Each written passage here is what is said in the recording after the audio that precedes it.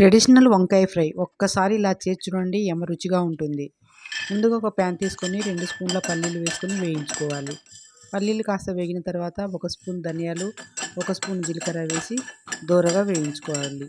చల్లారిన తర్వాత మిక్సీ జార్లో వేసుకోవాలి.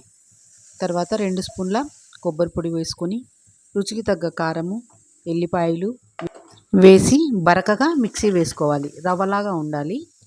ఇప్పుడు నేను 400 గ్రాముల వంకాయలు తీసుకొని ఇలా ముక్కలుగా కట్ చేసి సాల్ట్ వాటర్లో వేసి సైడ్కి పెట్టుకోవాలి. ప్యాన్లో ఆయిల్ వేసి ఆయిల్ హీట్ అయిన తర్వాత జీలకర్ర, ఆవాలు, మినపప్పు, శనగపప్పు, ఎండుమిరపకాయ, కరివేపాకు వేసి వేయించుకోవాలి.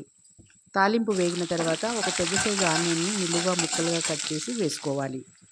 తర్వాత మనము సాల్ట్ వాటర్లో వేసుకున్నటువంటి వంకాయ ముక్కలు కూడా వేసి ఒకసారి బాగా కలుపుకోవాలి. ఇప్పుడు రుచికి తగ్గ ఉప్పు, తర్వాత కొద్దిగా పసుపు వేసి కలుపుకొని మూత పెట్టి మగ్గించుకోవాలి. మధ్య మధ్యలో మూత తీస్తూ కలుపుకుంటూ వంకాయలు బాగా మగ్గేంత వరకు మగ్గించుకోవాలి. మూత పెట్టి 1 నిమిషం పాటు మగ్గిద్దాము. చూద్దాము, వంకాయ అంతా కూడా బాగా మగ్గిపోయింది.